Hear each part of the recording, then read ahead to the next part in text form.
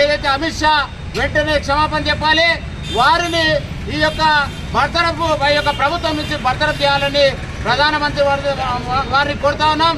ఆ రాష్ట్రపతి వెంటనే చొరవ తీసుకొని ఈ యొక్క అమిత్ షాను వెంటనే బర్తరఫ్ చేయాలి అని కాంగ్రెస్ పార్టీ డిమాండ్ చేస్తా ఉన్నది. ఎందుకంటే ఒక రాజ్యాంగం రాసినటువంటి రచయిత మరి ఆయన ఆ యొక్క అంబేద్కర్ గారిని ఈ విధంగా అవమానించడం అంటే వాళ్లకు కండ కవరం ఎక్కువ ఆ విధంగా మాట్లాడడం జరుగుతున్నది. ఇటువంటి పద్ధతి మార్చాల్సిన అవసరం ఉంది. యావత్తు ప్రజలు కూడా ఈ యొక్క అమిత్ షా పైన తిరుగుబాటు చేయాల్సిందిగా మరి అందరూ కూడా కోరుతా ఉన్నాం. ఎందుకంటే ఎక్కడిదక్కడ నిరసన ఈరోజు దేశవ్యాప్తంగా నిరసనలు కొనసాగుతూ ఉన్నాయి.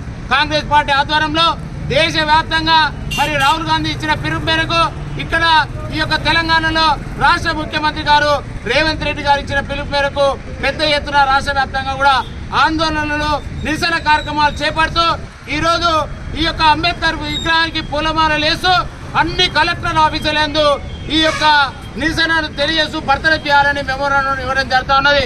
అందువల్ల కేంద్ర హోంమంత్రి అమిత్ షా మరి ఆయన పైన వెంటనే చర్య తీసుకొని బర్తరఫ్ చేయాలని ఈ సందర్భంగా మరొకసారి కాంగ్రెస్ పార్టీ డిమాండ్ చేస్తూ ఈ యొక్క నిరంకుశానికి మరి ప్రతి ఒక్కరు కూడా ముందుకు రావాలి.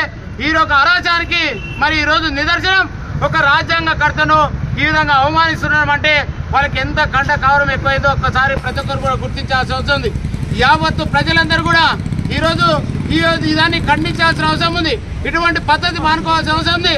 అందువల్ల ఈ యొక్క కేంద్ర ప్రభుత్వంలో కేంద్ర మంత్రిగా ఉన్నటువంటి అమిత్ షాను ఈ యొక్క రాష్ట్రపతి చర్యలు తీసుకోవాల్సిందిగా ఈ సందర్భంగా కాంగ్రెస్ పార్టీ ఖచ్చితంగా డిమాండ్ చేస్తూ ఒకవేళ ఆయన పైన చర్యలు తీసుకోకపోతే దేశవ్యాప్తంగా పెద్ద ఎత్తున మరి ఈ యొక్క ఉద్యమం కొనసాగుతుందని ఈ సందర్భంగా హెచ్చరిస్తా ఉన్నాం.